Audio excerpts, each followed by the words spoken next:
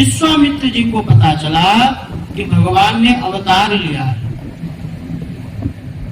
विश्वामित्र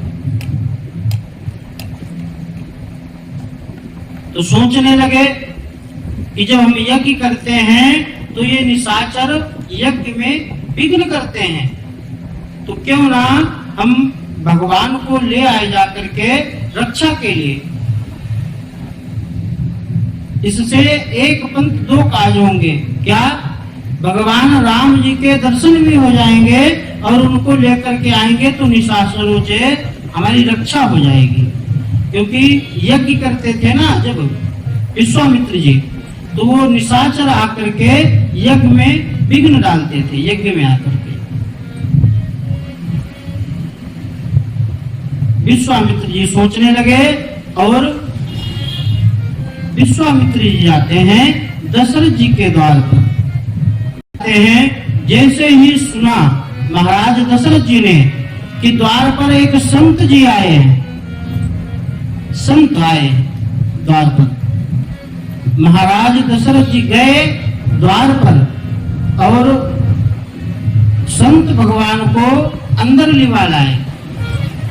जिस आसन पर बैठे हुए थे उस आसन पे बिठाया, चरण धोए, चरण धोए,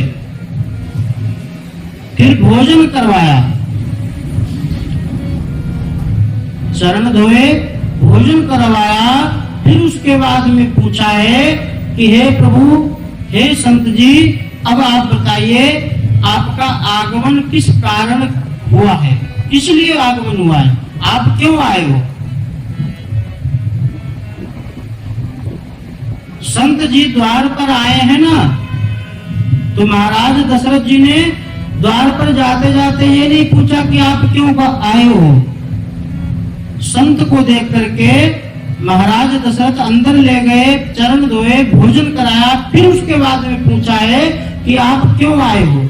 लेकिन आजकल अगर संत द्वार पर आ जाते ना तो पहले तो गेट ही नहीं खोलेंगे। हाँ, झरोके से देख लेंगे कोई महात्मा खड़ा है, अरे खड़े रहने दो, गेट नहीं खोलेंगे। और गेट खोलेंगे भी तो थोड़ा खोल करके पूछेंगे क्यों आए हो, क्या चाहिए आपको। यहाँ कोई नहीं है, घर में, घर में कोई नहीं है।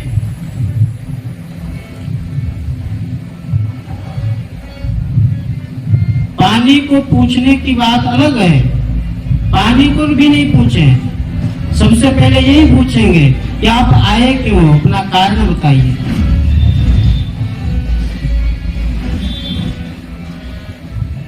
महाराज दशरथ जी विश्वामित्र जी को भोजन करा करके फिर पूछते हैं कि आपका आगमन किस कारण हुआ है।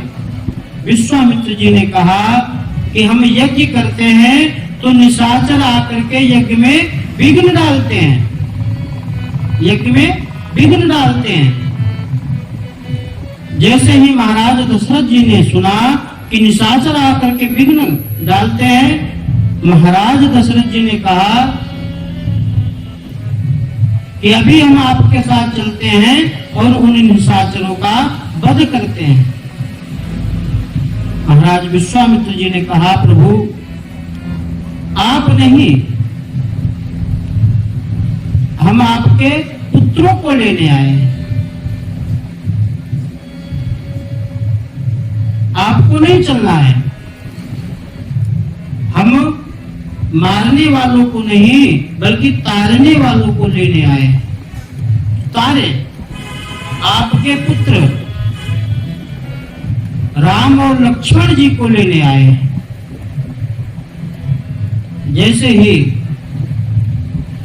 राम और लक्ष्मण की मांगने के लिए महाराज दशरथ जी ने सुना है, आज महाराज दशरथ जी कहते हैं कि हे महात्मन, आपने जो वचन बोले हैं ये विचार कर नहीं बोले, जरा सोच समझ कर बोलो। सोच लो कि आपको क्या चाहिए, पृथ्वी चाहिए, धन चाहिए, क्या चाहिए आपको, वो हम दे देंगे। यहाँ तक कि हम अपने प्राण दे देंगे आपको, लेकिन राम देत नहीं बने गोसाई, हम राम जी को नहीं दे सकते हैं, क्योंकि राम जी हमारे प्राणों से भी प्यारे हैं।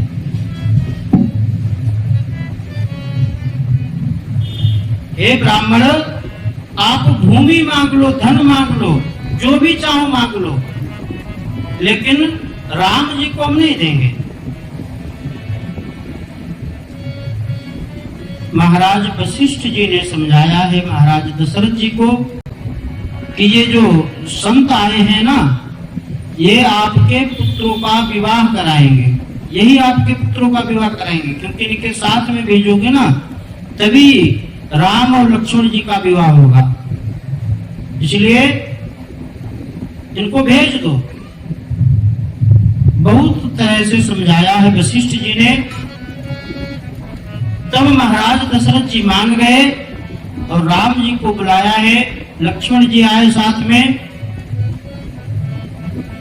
राम और लक्ष्मण जी ने गुरु विश्वामित्र जी को प्रणाम किया, चरण छुए हैं इस प्रकार, और राम जी और लक्ष्मण जी को लेकर विश्वामित्र जी आज आश्रम की ओर तरफ बढ़ते हैं, आश्रम की तरफ बढ़ते हैं। जाते जाते आगे देखा है एक जंगल पड़ा, जंगल में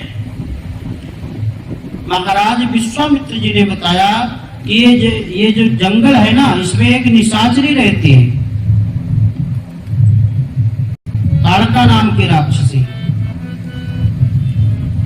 जैसे ही ताड़का का नाम लिया विश्वामित्र जी ने, ताड़का ने सुना और क्रोध करके राम जी की तरफ झपटी, राम जी की तरफ झपटी। लक्ष्मण जी ने कहा, प्रभु आप आज्ञा दो तो मैं इसको मार दूं अभी। लक्ष्मण जी ने कहा, तो राम जी ने कहा नहीं, इसको मारो मत, क्योंकि ये अबला है, ये अबला है। विश्वामित्र जी ने कहा ये अबला नहीं, ये बहुत बड़ी बला है, इसलिए इसको अभी मारो। जैसे ही गुरु विश्वामित्र जी की आज्ञा पाई, राम जी ने तरकस से तीर निकाल करके एक ही बाण से ताड़का का उद्धार कर दिया। बोले रामचंद्र भगवान की। ताड़का का उद्धार किया है। यहाँ पर विश्वामित्र जी ने परीक्षा ली थी राम जी की। देखें कि राम जी है ना, जो ये भगवान है कि ये और कोई है। परीक्षा ली, ताड़का को मारा है तो विश्वामित्र जी को विश्वास हो गया कि ये भगवान ही है। यहाँ पर विश्वामित्र जी ने भगवान राम और लक्ष्मण जी को दो विद्या दी है। कौन सी? बला और अति बला, ये दो विद्या दी है, जिससे इस विद्या से राम और लक्ष्मण जी को कभी भी भूख नहीं लगती, ऐसी विद्या दी। और शरीर में बल रहेगा, ये बला और अति बला नाम की विद्या दी। और विश्वामित्र के पास में जो भी आयुध थे वो सब दे दिए, शस्त्र दे दिए। वेद अध्ययन किया गुरुकुल में, और शास्त्र का अध्ययन विश्वामित्र जी ने कराया। आश्रम में गए, भगवान ने देखा कि यहाँ पर यज्ञ की कोई सामग्री ही नहीं है। भगवान ने कहा गुरु जी से, विश्वामित्र जी से, प्रभु आप यज्ञ करो, क्योंकि जब आप यज्ञ करोगे ना तभी तो निशाचर आएंगे। विश्वामित्र जी ने कहा अब हमें यज्ञ करने की कोई जरूरत ही नहीं, अब यज्ञ करने की हमें जरूरत ही नहीं। क्यों? हम यज्ञ, भाई हम आप पूजा क्यों करते हैं, यज्ञ क्यों करते हैं? भगवान जी के दर्शन हो।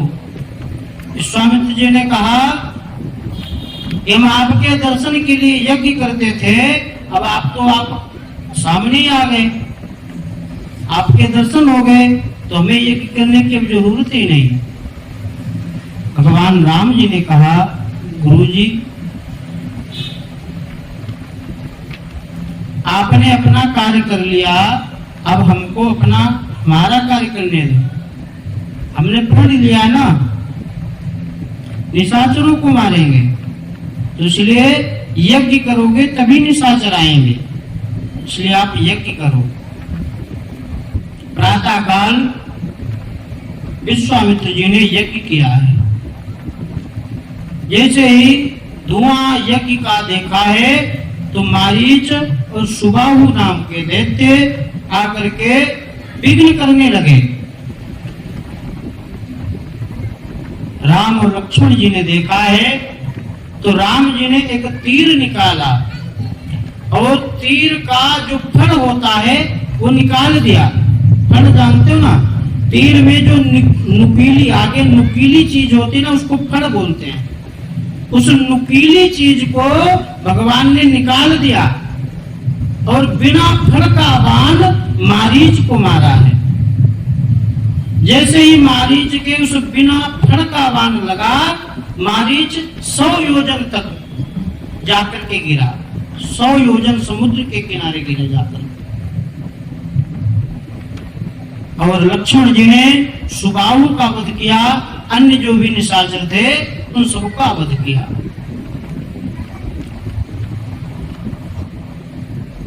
भगवान राम जी ने बिना फण का बाण मारीच के मारा, क्योंकि यदि फण का बाण बांध दिया ना, फण का वो नुकीली चीज अगर उसके सहित बाण मार दिया तो ये मारीच मर जाएगा, और मर गया तो आगे की जो कथा है ना, क्योंकि ये मारीच है तो वो मृग बनेगा।